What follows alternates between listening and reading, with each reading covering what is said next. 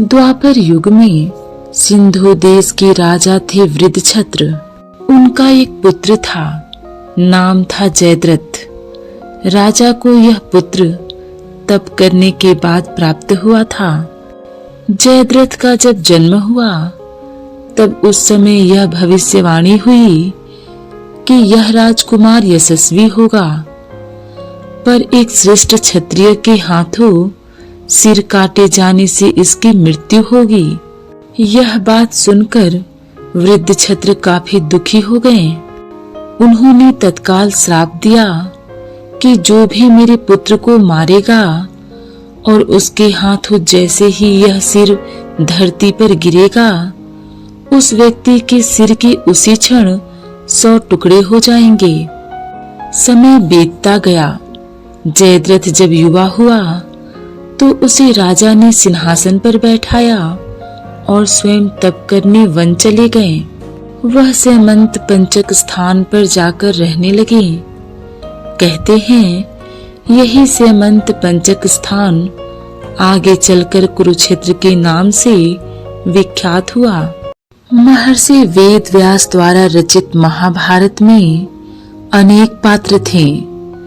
उनमें से एक था जयद्रथ। जयद्रथ सिंधु देश का राजा था। उसका विवाह कौरवों की बहन दुःसला से हुआ था। महाभारत के अनुसार जब पांडव 12 वर्ष के वनवास पर थे तब एक दिन राजा जयद्रथ उसी जंगल से गुजरा जहाँ पांडव रह रहे थे। उस समय आश्रम में द्रौपदी को अकेला देखकर जयद्रथ ने उसका हरण कर लिया। जब पांडवों को यह बात पता चली तो उन्होंने उसका पीछा किया और जयद्रथ को पकड़ लिया। भीम जयद्रथ का वध करना चाहते थे, लेकिन कौरवों की बहन दुःसला का पति होने के कारण अर्जुन ने उन्हें रोक दिया। गुस्से में आकर भीम ने जयद्रथ के बाल मोड़कर 5 चोटियां रख दी। जयद्रथ की ऐसी हालत देखकर युधिष्ठिर को उस पर दया आ गई और उन्होंने जयद्रथ को मुक्त कर दिया। पांडवों से पराजित होकर जयद्रथ अपने राज्य नहीं गया। अपने अपमान का बदला लेने के लिए वह हरिद्वार जाकर भगवान शंकर को प्रसन्न करने के लिए घोर तपस्या करने लगा। जयद्रथ की तपस्या से प्रसन्न होकर भगवान शिव ने उसे दर्शन दिए और वरदान मांगने के लिए कहा। तब जयद्रथ ने भगवान शिव से युद्ध में पांडवों को जीतने का वरदान मांगा। भगवान शिव ने जयद्रथ से कहा कि पांडवों से जीतना या उन्हें मारना किसी के बस में नहीं है, लेकिन युद्ध में केवल एक दिन तुम अर्जुन को छोड़कर शेष 4 पांडवों को युद्ध में पीछे हटा सकते हो, क्योंकि अर्जुन स्वयं भगवान नर का अवतार है, इसलिए उस पर तुम्हारा वश नहीं चलेगा। ऐसा कहकर भगवान शंकर अंतर्ध्यान हो गए। जयद्रथ अपने राज्य में लौट गया। महाभारत के युद्ध में जब गुरु द्रोणाचार्य ने युधिष्ठिर को बंदी बनाने के लिए चक्रव्यूह बनाया तो उसके मुख्य द्वार पर जयद्रथ को नियुक्त किया। योजना के अनुसार संसप्तक योद्धा अर्जुन को युद्ध के लिए दूर ले गए। जब युधिष्ठिर ने देखा कि चक्रव्यूह के कारण उनके सैनिक मारे जा रहे हैं तो उन्होंने अभिमन्यु से इस व्यूह को तोड़ने के लिए कहा।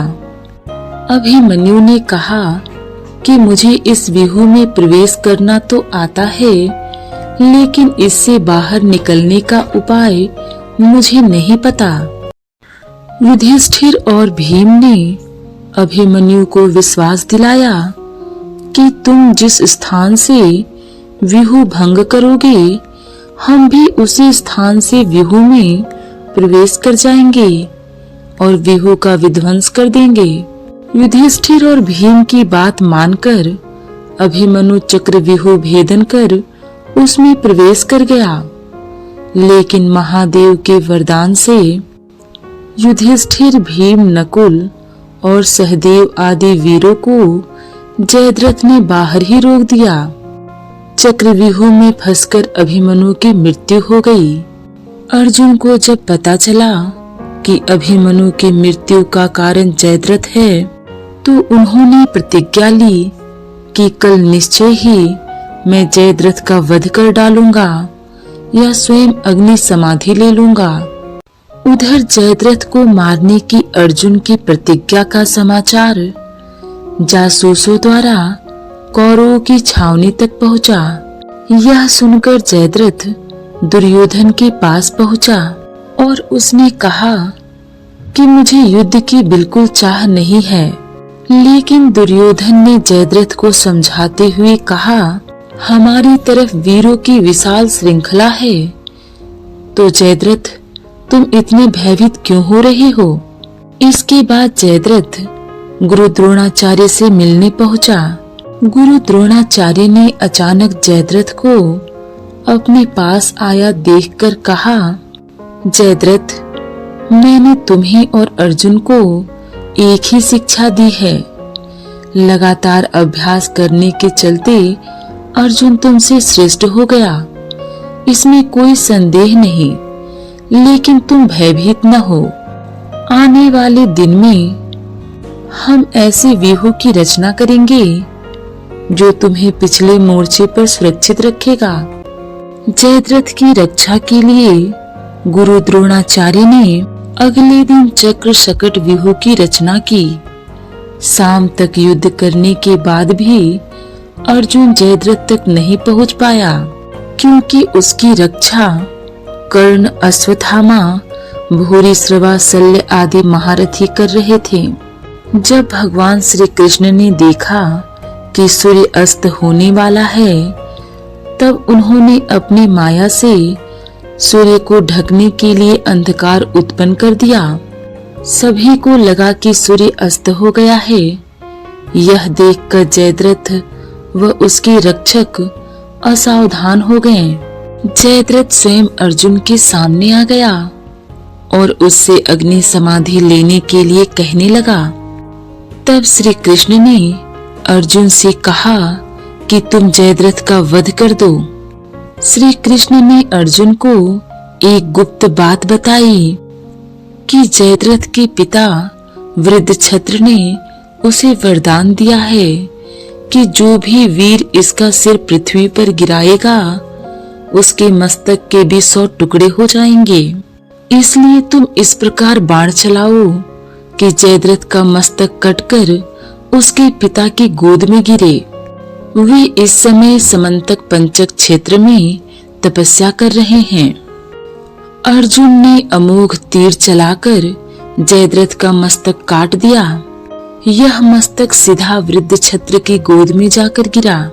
जैसे ही उन्होंने जयद्रथ का मस्तक पृथ्वी पर गिराया, उनके मस्तक के 100 टुकड़े हो गए।